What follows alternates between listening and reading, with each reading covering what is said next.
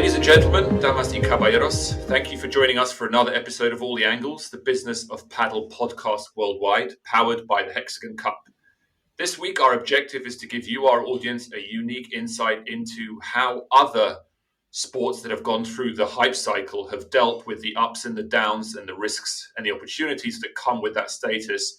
And we try to draw lessons for the paddle industry, as it is undoubtedly going through an international hype cycle at the moment. I'm joined on this episode by two individuals who will have a very acute understanding of hype cycles and the ups and downs that come with them. From Team Vitality, co-CEO and founder Nico Maurer understands how it looks from the esports point of view. Team Vitality being one of the biggest team organizations in esports, competing and winning in numerous esport titles. And he will be able to bring his experience from the esports ups and downs of recent years. And then I also have Maggie Murphy. She has a history of being a champion of societal integrity, anti-corruption, and she parlayed that into campaigning for women's equity in sport and a role as CEO of Lewes FC, which was the first gender-equal football club. So thank you both for joining. Before we get started, if you enjoy this episode or have benefited from previous ones, please like, share, and subscribe. It helps spreading the word and getting the views. So, without further ado, I guess my first question, just to really set the scene, is what is a hype sport, or what is a sport that goes through a hype cycle? How do we recognize a hype cycle?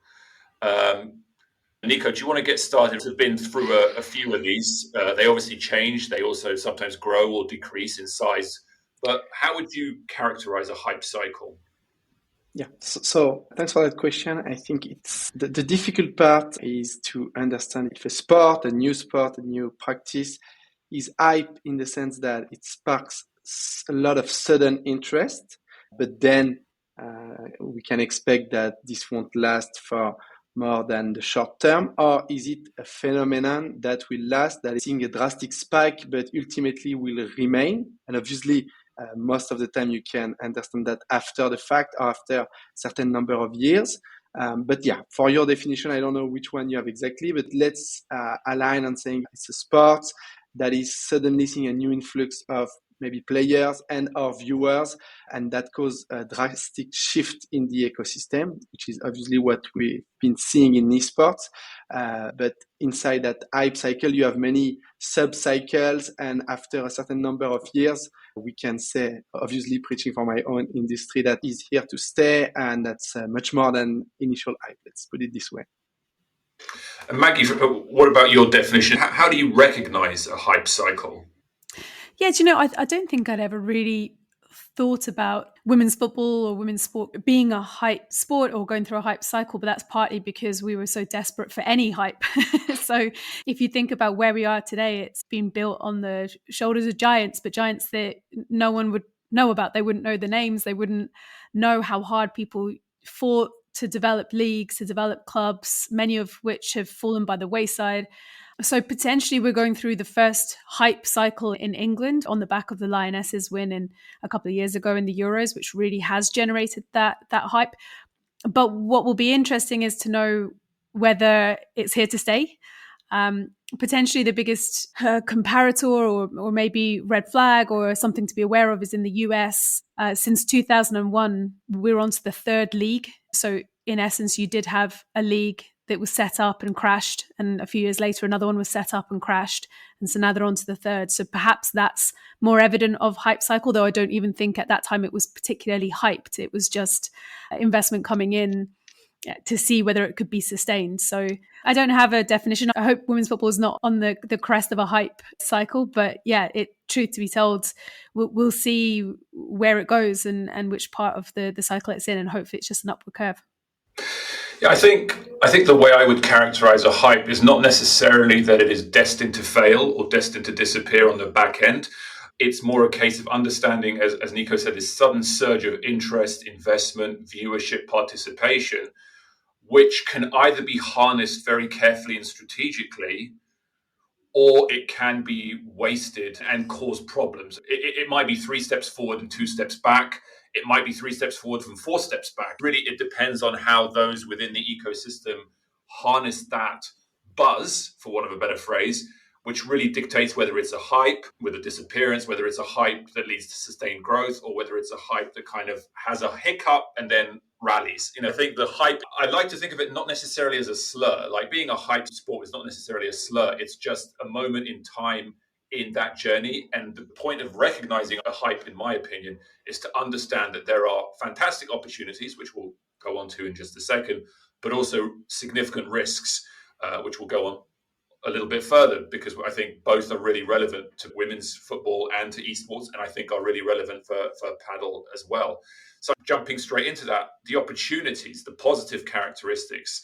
So when a sport suddenly kind of bursts into the consciousness on a much broader scale than it did, 6 months before, 1 year before, what are the positive things that kind of come with that? What are the immediate things that flow from that are beneficial to that entertainment product or sport? Again, maybe Nico, from your point of view, as esports has blown up, what is it that you've been able to grab as a stakeholder in that space? Yeah, before answering that, maybe a brief point on the previous conversation, which was you say, hey, people in this ecosystem, stakeholders can either make it a long-term success, or if they make the wrong decision, maybe make it only something that will last for the short term. I think it's not only tied to the way the stakeholders behave and decision they make, but also in the offering. For example, for esports, a lot of people, and it's an understatement, are playing games.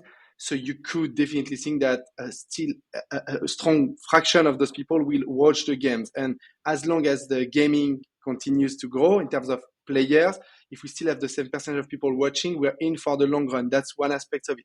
The others could be, are certain video games interesting, exciting to watch? Is it designed to be a good viewer experience, and so on and so forth? And I think for Padel, obviously my view, it has certain core components that should make it last in the long run, no matter how the stakeholders behave, but still, it's an important and integral part of the long-term success, the sport itself. Now, coming back to your question, on esports, we've seen certainly a lot of appetite that sparked and started not out of nowhere, but it was very big difference compared to the previous year. For example, we started Vitality in 2013, and from 2013 to 2016, no one was interested in investing in esports company. And suddenly everyone was interested. I started in North America, but then expanding into Europe. So as a stakeholder, and talking from having obviously an entrepreneurial mindset and having my own company in that world, what you can grab is be the one that's at the forefront of this new interest and be the one that grab the resources, the money, the ways to develop. We were at the time and still are extremely ambitious. So for us, it was a no-brainer to say, hey, that's our opportunity to go now, go super hard, take a lot of risk. So when the dust settles, maybe we're one of the big players in an ecosystem that's stabilized. So there was certainly those kind of resources to grab, and we did grab those at the time. Then, which we will discuss afterwards, it comes with its downsides and problems that come with it, but at least we had no doubt that we needed to go all in at this time.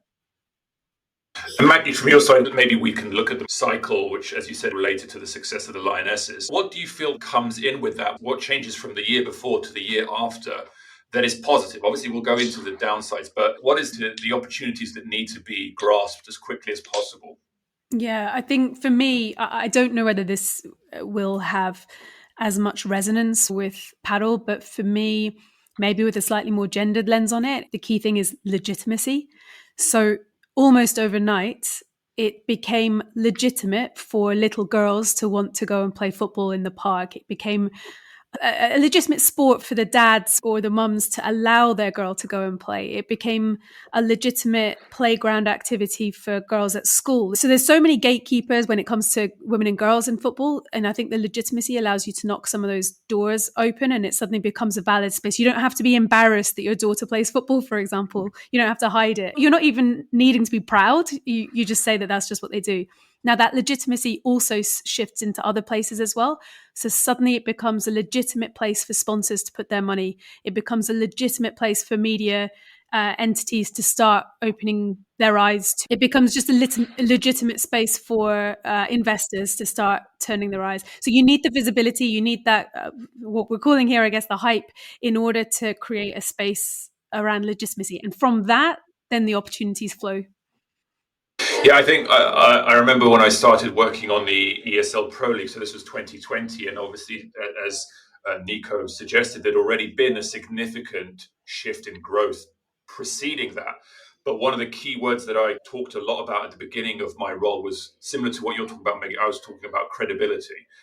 And I was trying to underline that there had been this huge growth, which gave a certain level of interest and curiosity. And as you said, it opened doors. But my thesis at the time was that we need to really stabilize the industry with credibility to ensure that those investors that are curious have a business case to get in, that those executives who want to work in this space understand that there's a real longevity to where they're leading their career. So it was really about, even when you have that initial step of legitimacy, that legitimacy can morph and evolve, but you still need it in order to really continue to get the fruits of that growth. So yeah, you get new people coming into the space in terms of executives. You obviously get more viewership, higher profile media coverage.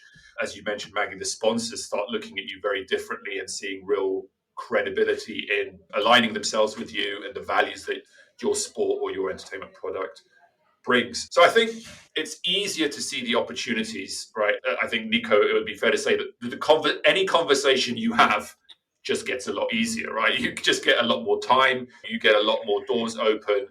As Maggie said, in a whole broad range of aspects as you build this organization, as you build this sport. Yeah, it's not only that those conversations become easier, it's just that they start to exist and they didn't exist beforehand. And yes, you're not talking to the same people also. So when it comes to investors, we were usually stuck at the first step, which is one junior guy in the VC firm being, this is the future, guys, but not able to convince his senior partner. So ultimately, it was just initial conversation, never going to the next step. For sponsor, you suddenly talk to brand that were never interested beforehand when you were sending decks and no one was ever answering, and suddenly it's a very different approach. So yes, it helps. It makes your life much easier. But we need to differentiate the spark of interest and the percentage of those conversations that will come to fruition, especially on the sponsor side. Many, what we call in esports, non-endemics or non-gaming brands will get interested, but very few will ultimately sign and confirm a deal for a lot of reasons. But that comes down to people being conservative before moving into new industries. So very often you will have a lot of internal support. I will take the example of banks. For years, we were convinced that banks had an incredibly easy path towards esports because they want to cater to new audiences. They want to recruit new people opening their first account. So from our perspective, it was always a bit of a no-brainer to have a bank as a partner of Team Vitality. It took years because even when we had a lot of internal support, ultimately the conversation ended up at either CMO or CEO level. And those people, especially when it comes to CMO, maybe we are not really sure about how to justify that investment and would ultimately turn into what they know, what's proven, or what they think is proven, so traditional sports. So thanks, guys, for this 6 months process, but ultimately we'll sponsor a football club. And that happened again and again. And it changed sometimes because we are able to convince the right people, because sometimes some people will take more risk and take some bets in those industries, and also because of the natural evolution of the people you talk to. Because when it's the first year or the second year of that new wave, okay, but then when it's the fifth, sixth, seventh years, okay, they say, hey, no, it's something that's credible enough. Yes, it's been 6 years, I've seen the buzz and the hype, but no, I understand it's here to stay and I will move. So you have a lot more conversation, but still take many more years to fully develop, I would say. I think what's interesting on that is that I identify with everything you've said. I think that what you're almost looking for is, yes, you have to prove that you're still going to be around in 5, 6, 7 years. Yeah. But every so often you find that sponsor or partner that sees this as a build and wants to be part of the journey. And that's what you're looking for when you're at that early stage. You're trying to find and convince that one partner, that one business that says, hang on a sec, you know what, let's go hand in hand, let's build it together. We can bring something, they can bring something. And then when it starts to come into fruition, we already have this long lasting relationship. I find it funny that every time I'm in a shop, Nico, I don't know if you know what a wagon wheel is, a biscuit. It's a delicious marshmallowy biscuit, okay, covered in chocolate. Just go with me. Every time I see a wagon wheel in a shop, I think about them as being absolute heroes, because when I was 10 or 11 years old, the first ever girls football tournament I was ever allowed to play in was the Wagon Wheels football tournament based in Woking. And I will always remember it because I think that tournament wouldn't have existed without Wagon Wheels. So, and I can tell you that was a long time ago. We're looking at 30 years ago. So Yeah, but it's an incredible story. And I think it shows that taking some risk and being early adopter from a brand perspective also can pay off massively, but not every brand has that long-term thinking. Not to blame them because those are not easy decisions, but I agree with you. When you find a brand that are here for the journey and say, hey, I will be the one supporting, and in 5 years, I will be able to say, I was part of this new industry. I think it has an incredible resonance towards our audiences. I agree. And I think just to summarize this part of the episode, I think it's fair to say that Padel is going through this kind of hockey stick growth, right? The participation numbers are incredible. The Qatari Sports Investment Fund created Premier Padel, acquired World Padel Tour, so the professional scene has received a significant injection of attention from a international heavyweight stakeholder. The endemic brands are obviously still there and putting in serious financing, but also the non-endemic brands are now starting to take a look at it in a way that they didn't before. All the forecasts, all the numbers, the CAGRs on every metric are all in the right direction. And you keep seeing all of these stories in the media about what is Padel. I mean, I've seen about 20 what is Padel articles in the last 3 weeks, whether it's the BBC, whether it's the Times, but these big publications are dipping their first toes in this space, explaining for people who clearly have no idea, which is part of the journey. And then you've got all the celebrity stories. Cristiano Ronaldo is playing Padel. You've got Jurgen Klopp's retiring to play Padel. Probably not to play Padel, but he will be playing Padel. You've got the Formula One drivers. So the kind of the hype cycle, the kind of self-fulfilling tornado of this feeds into that, feeds into this, feeds into that, is in full effect.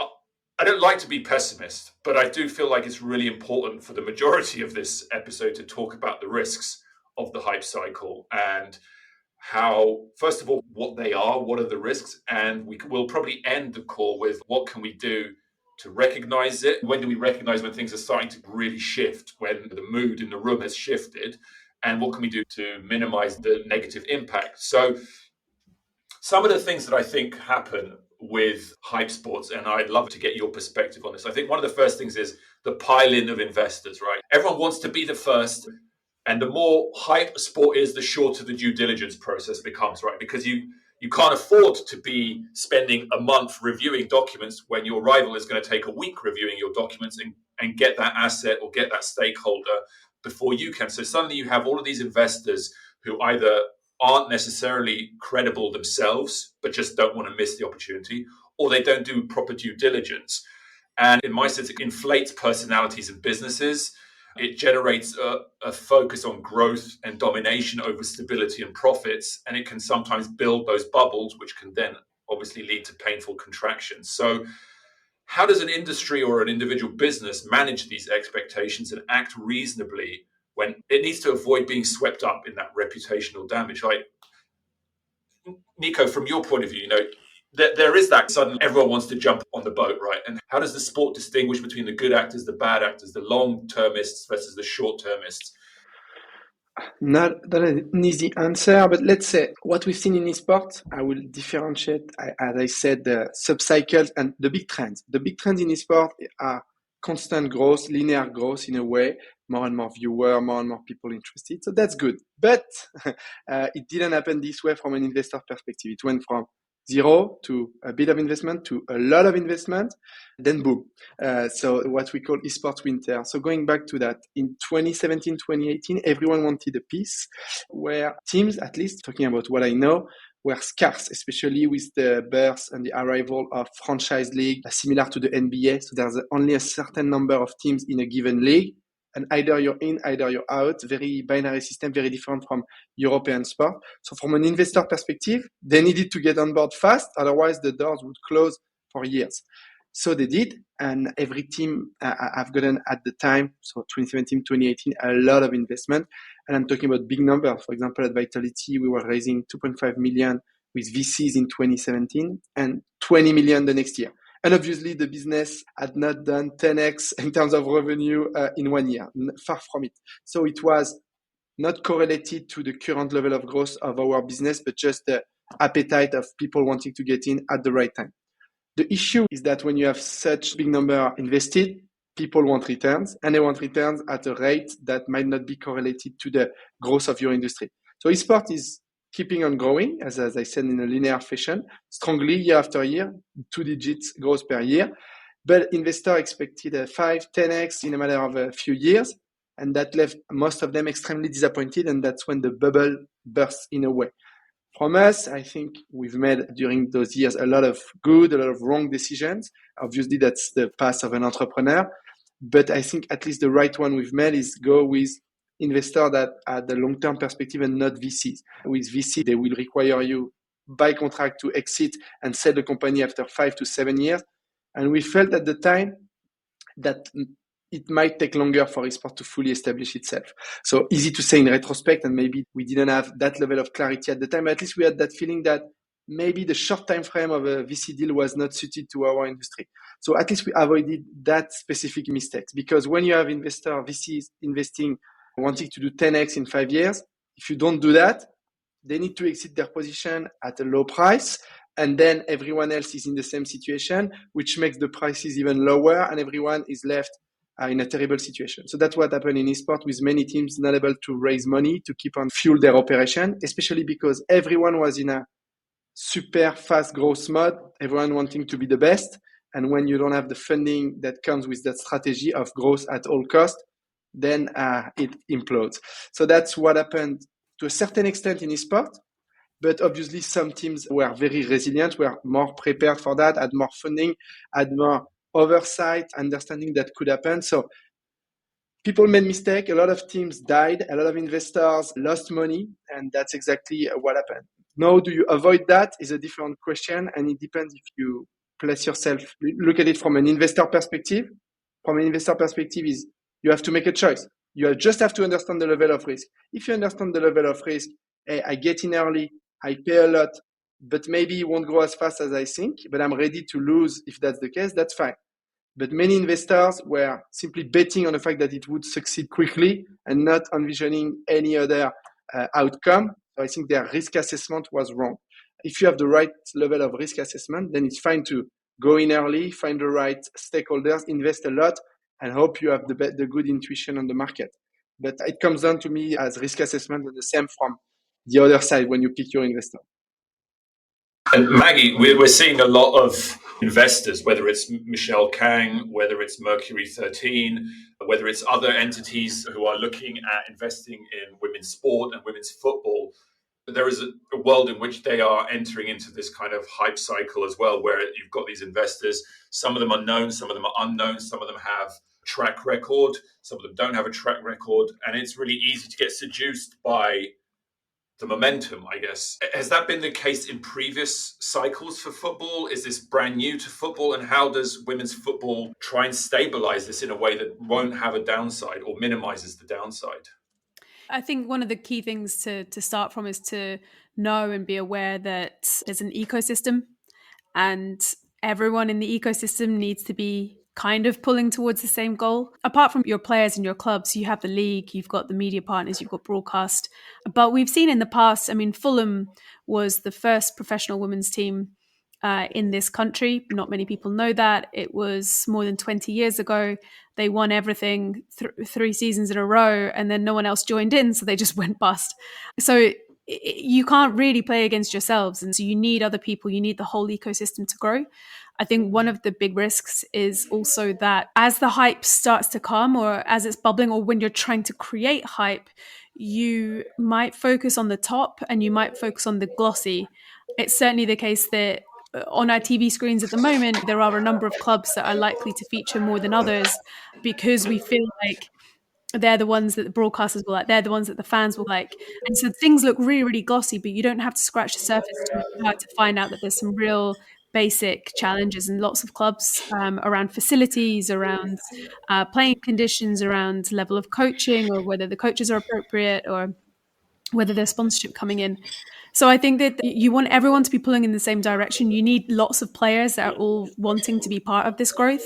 And you have to make sure that you're really focused on growing the ecosystem rather than just the gloss or the ones at the top, because otherwise you build something which will fail because the others haven't been able to keep up. Just on that note, I think that's what, at least it looks like to me, that Padel is succeeding in that sense, because there is the top level of aspirational talent, a huge competition growing year after year. So that's great, but also at the base level, at least in France, but I think I see that trend in many other countries. More and more people are playing, you have more and more courts. So it goes both ways and feed well together. So I think from what I see, at this, Padel seems to taking care of the shiny and also on the daily basis of what makes the sport successful in the long run. I think I have concerns about both aspects, Nico.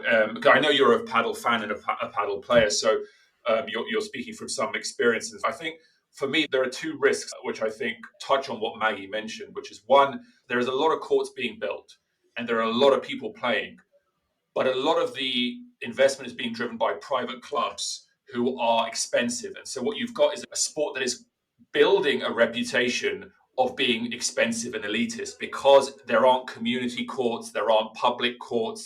It's really being driven by private investors who are finding the best locations with the best foot, and they're driven by margins, so they're putting high costs on memberships and rentals. And so you're creating a disconnect between the sport and what I would call like the real grassroots. Like there is participation, no doubt, participation is booming, but it's a very top-heavy piece of the participation group. I think that's a concern that I think Padel needs to try and solve.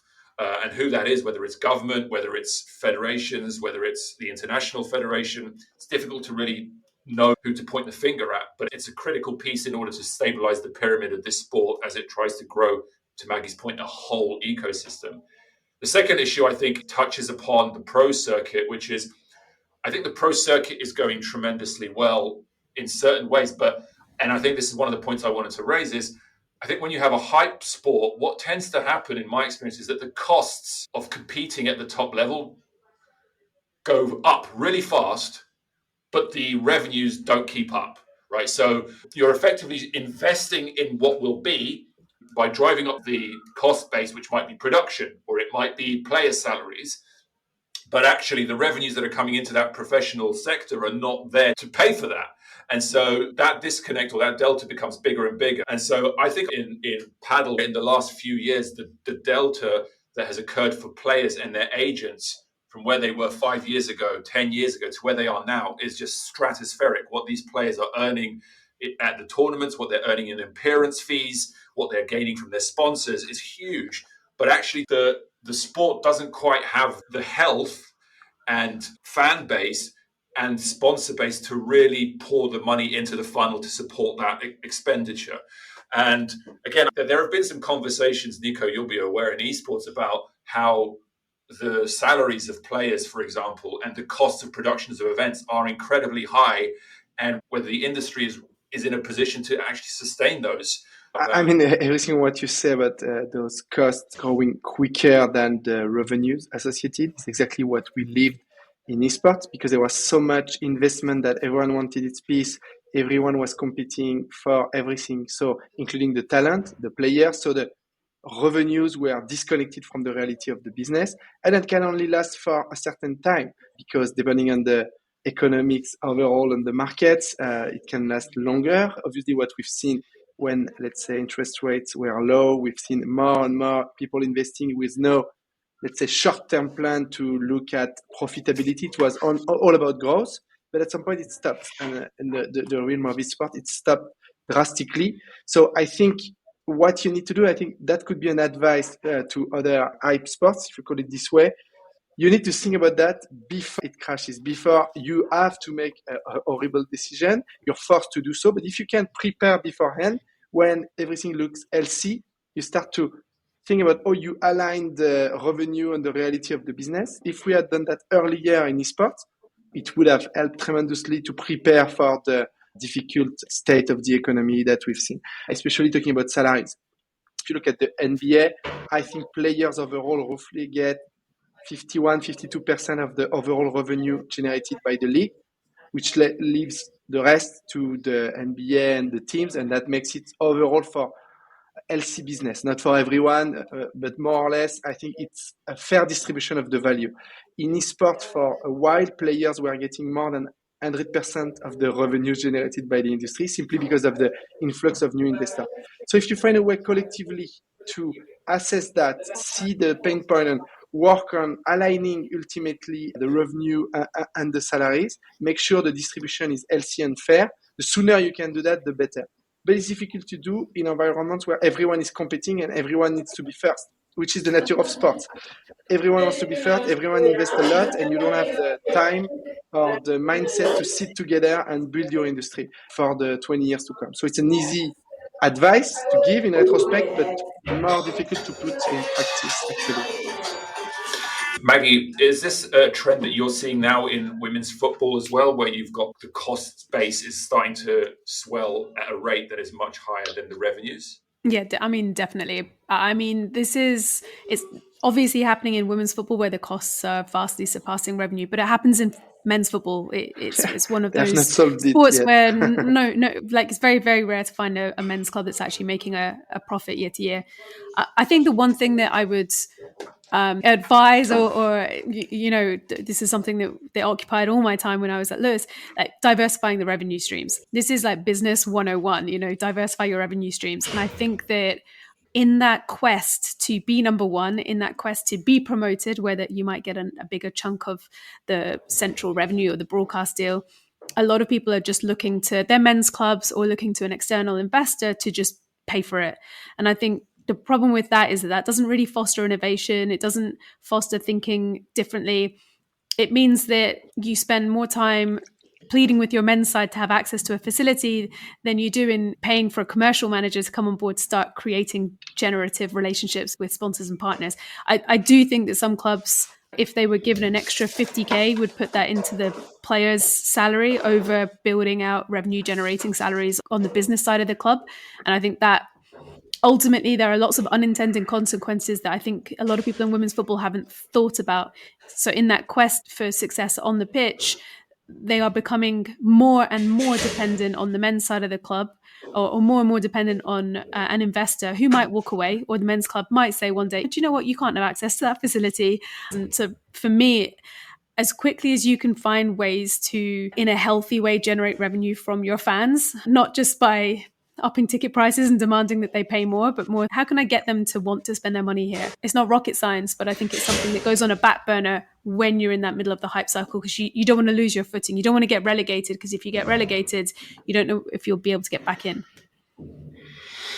And another piece that comes to mind when I think about hype cycles is there's a significant shift within the organizations themselves, right? They suddenly get new executives trying to take roles. They need to expand their team to a certain degree, so they bring in new people. And you start to see this tension between the OGs who were there when no one cared and who built it with sweat and tears when there was no rewards, there was no bonuses. They were the people who lived and breathed it, cut them and they bleed, paddle, women's football, esports.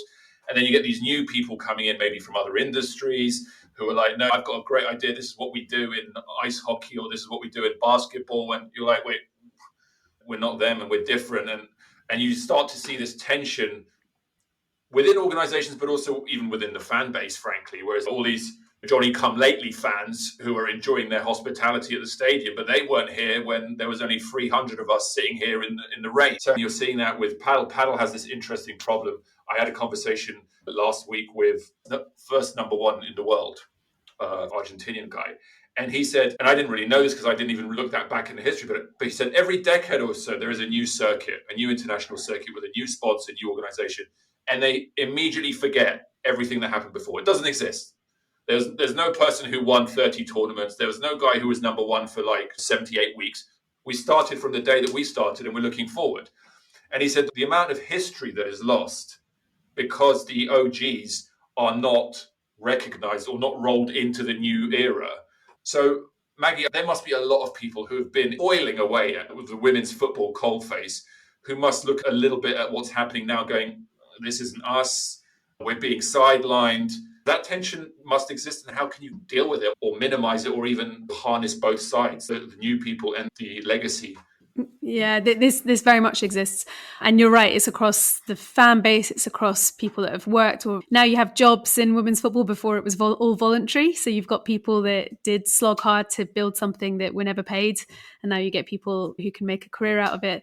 And it's hard. And it's something that few people talk about. One thing that I made a pledge to myself over was that when I would talk to my players, I would always want them to be demanding more. But I was so jealous of what they had, because I had nothing like that when I was playing. But I would never say that out loud because I didn't want to be holding back their ambitions. That's not what I was wanting even more for them on the day-to-day basis. I think that it's a really hard one because this comes into the human psyche and feeling valued and how you process your identity and belonging and all those things. And so it's really difficult to get right. And some people will need more recognition than others. I think that there is certainly a way that you need to have that recognition for what went first, what's come before, tell the stories, make sure that people realize that this is growth and that there is a journey. And there are beautiful stories of people that were part of a club or women's football for a long time. And by able to harness some of those stories, it can have a real impact on today's players as well. And when I say players, I mean players, but also people that work there within the sport. So there is a point of recognition.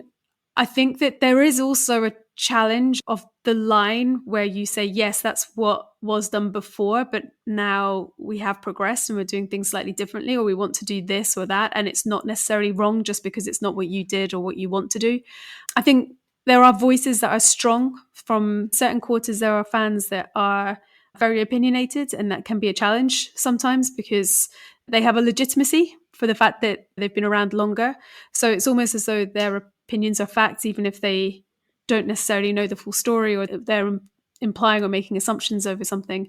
But I think all of this is like your traditional kind of stakeholder management, isn't it? It's making sure that there's transparency. At Lewes, we were always extremely transparent. We published our strategy for everyone to look at. There were no secrets. It was like, this is what we're trying to do. And then at the end of the year, we would publish our impact report, which said whether we'd failed or not. And we would hold up our hands and go, yeah, we tried to do that, but we just couldn't.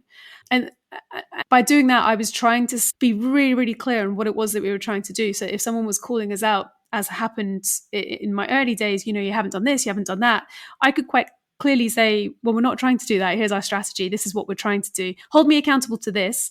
And if we fail, I'll try to explain or try to figure out why we failed on it.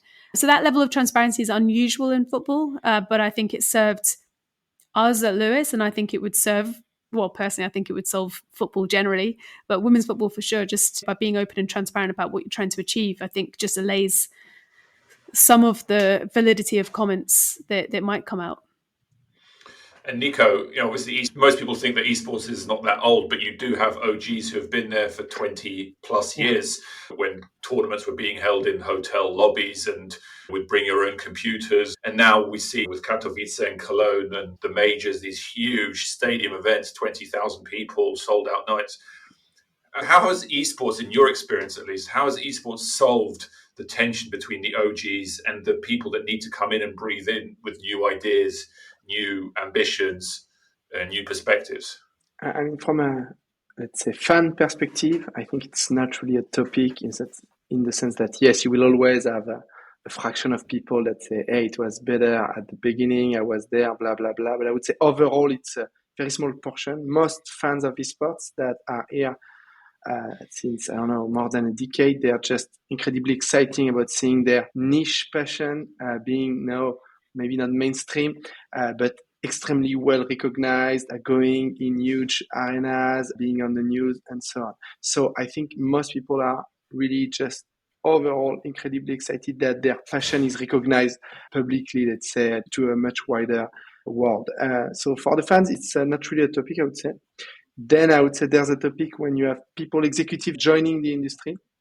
I've seen most of them fail to adapt because I think our industry is not mature enough yet. I think in 5-10 years, it will be more standardized, the revenue stream, the way we all function. So you will have very competent managers joining the industry and being able to not be plug and play, but understand rapidly and do their stuff and bring their overall operational, managerial expertise and just thrive. But what happened those last years was really not the case, and most people failed to adapt. But at the same time, you also had on the first wave of founders and OG, many that didn't adapt to the new world, simply managing much bigger companies, having to work with investors, having to deliver a plan and so on. So a lot of the OG's founders were replaced and didn't adapt to a more structured and professional world. Only, let's say, a handful or a certain number of people are here still since the beginning. Fnatic, SK, the first team 20 years ago. So it's incredible to see those people still around. And for us, 11 years ago, which is a long time in our industry. So I think it's not easy in both directions to adapt, but more and more will go in a world where our industry is much more mature and understood. And let's say people will have cracked the code. We are not there yet. We still have very different ways to approaching the revenue generation, very different styles. So we are not there yet. But in a few years, it will be different. So we're still in that period where there is that conflict and tension. And I think one of my last areas that I'm concerned about with hype sports is, while there's a lot of curiosity from non-endemic people, there is still a kind of generalization. So what happens as a result of that is that you get the big risk of contagion that comes from a single failure. And what I mean by that is, if everyone is really excited about, let's say, women's football, but one of the funds that has been investing in women's football goes bust, the contagion of that one stakeholder doing things wrong or getting it wrong will taint the whole industry. There will be this assumption that, well, if they couldn't make it work, it doesn't work. The sport doesn't work. The entertainment product doesn't work. I know in esports, there have been one or two noticeable, like when FaZe had a lot of problems. That was seen because it was such a high and visible brand. When it really started to struggle post-listing, it was considered a indicator of the industry.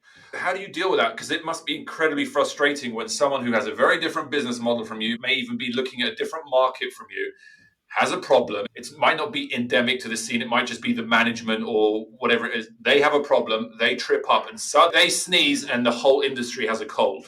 And all the investors get nervous. All the sponsors start bailing. Nico, talk a little bit about it from the esports point of view.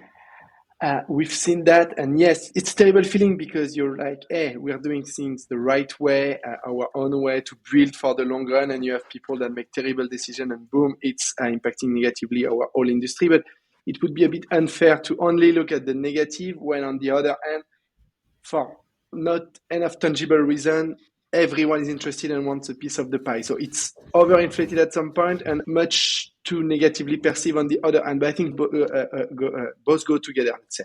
But we've seen that.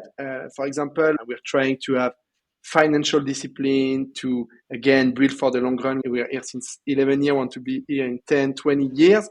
And then you have people making crazy moves. We can mention, for example, FaZe, which is one of the biggest names, biggest teams in esports. They did the IPO through a SPAC, and suddenly the headlines were everywhere. FaZe is worth 1 billion, incredible for esports, blah, blah, blah. So, of course, you have all the positives that come with that. But when 1 or 2 years after FaZe is sold for 16 million, then it's just impossible to get investment in the whole industry, in the whole esports. People just see through that headline. It's one specific failure due to one specific business model, extremely aggressive choices that is indeed tainted the whole industry, and you have to live with it. You cannot do anything. You're at the mercy of those big market trends because investors are very much looking at each other. So when they want to invest, they all want to do that, and when suddenly they stop, they all stop. And as a stakeholder, you can only ride the wave when it's going in the good direction, and you have to minimize the loss, consolidate your position when you're in the downward trend. You cannot influence those trends no matter what you do, even if it's unfair and terrible. So you just have to navigate, leverage the maximum you can when it's going well, when it's well perceived, and just wait, consolidate, build when you're in a difficult time and wait for the next cycle.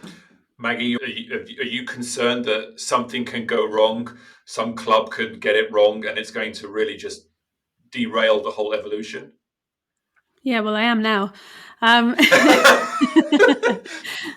No, I think up until now, when a women's team has failed, it's because of that dependency on the men's side of the club. And so you saw quite a few during the pandemic, the men's side trying to cut costs. And so the quickest, easiest thing to go was just the women's team.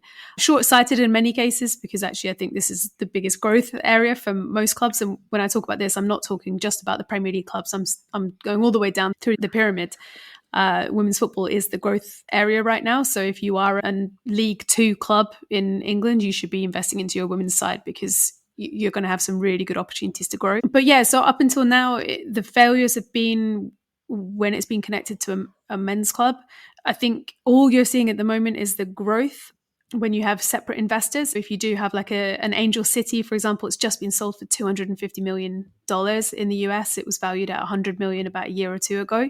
So you can see the vast increases in the value. Angel City does generate a lot of money, does generate a lot of revenue, but lots of these valuations are just essentially what someone's willing to pay for it, right? It doesn't kind of talk about the revenues, especially when you come into English football where we're not making that much money just yet. So you now have a couple more separate investors coming in. If they get bored or if there's an impact on their other businesses and they need to sell up, I do see this as being problematic. And that comes back to my point about diversifying your revenue and not being dependent on anything or anyone. But I think that there will be some shocks.